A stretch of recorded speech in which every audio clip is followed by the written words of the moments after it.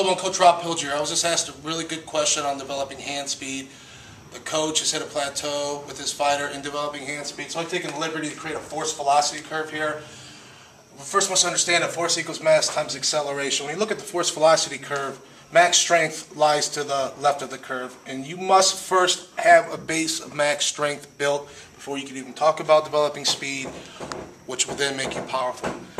Unless you are strong, you will never be fast, you'll never be powerful. So get strong to be fast and powerful. And just by getting a weak person strong, they will become a lot faster and powerful up to a point. And that's when you got to start increasing the rate of force development. And you create the rate of force development. You can see on the force velocity curve, all the way to the right of the force velocity curve, you have different special strengths. Explosive speed lies all the way to the right of the force velocity curve. So Alan, I would advise you to start using plyometric training to increase his explosive speed. That'll increase his hand speed because, again, you're training to the right of the force velocity curve. But you must understand, and all you other coaches out there must understand, Yuri Verkhoshansky is the pioneer and father of plyometric training. He called it shock training. He did not approve of the term plyometric training. And just because it's called plyometric training, it is not plyometric training unless it is executed properly. And this is the key. The key of plyometric training is the amerization phase. The amerization phase is the phase that occurs right at the end of a quick eccentric portion of the phase. There's a brief isometric phase that stores that elastic energy that was built from that fast eccentric phase. That elastic energy is stored in the tendons and the connective tissue. If that phase lasts longer than 0.2 seconds, all the elastic energy is lost. So even though you go, if it's less than 0.2 seconds, boom, you go to the concentric phase, all the elastic energy is released. But if you pause too long and try to come up, as we'll use a jump here as an example, it's not plyometric. All the elastic energy that was built up in that eccentric phase is lost. So you must understand that it's that stretch reflex and it's an amerization phase that people often blow this. They say, oh, I'm doing plyometric training. No, they're not.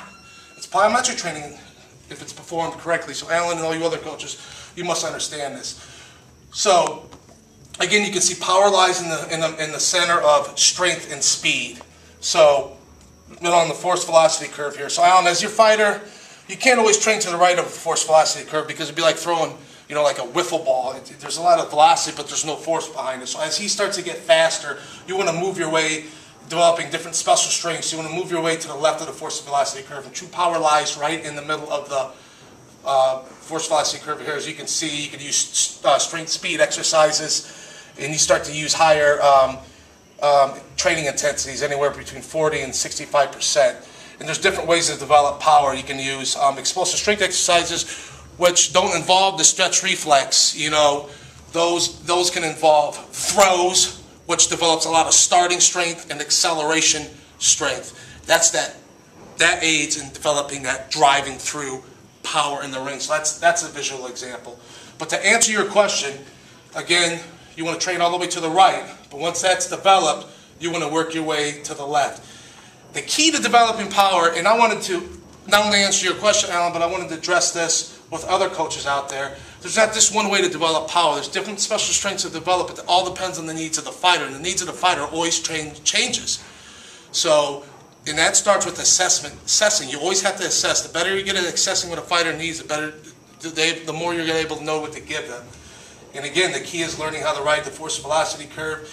You're going to train different special strengths that need to develop whatever the fighter needs. So what I'm trying to say is, if you're a strength coach, you need to assess a lot of your fighters sparring. You need to watch their fighting performance to be able to understand what special strengths to develop. Let me end with this too, Alan. In the case too of just pure SPP training, skill training, I would have him train on a very small peanut speed bag to increase that hand-eye coordination and that speed, and I would have him train on a double M bag, a really small. We have the size of a baseball here, double M bag, and that's going to increase that hand speed and that timing. It's amazing to me how some fighters never even hit a double M bag. So for pure GPP training, answering your question here, and the other strength coaches, but in SVP training, definitely get some smaller bags to increase that hand-eye coordination. So So I hope this answers your question. If any of you coaches have any questions, you may feel free to email me anytime at rob.pilger@gmail.com, or feel free to leave some comments below, and I hope this answers your question.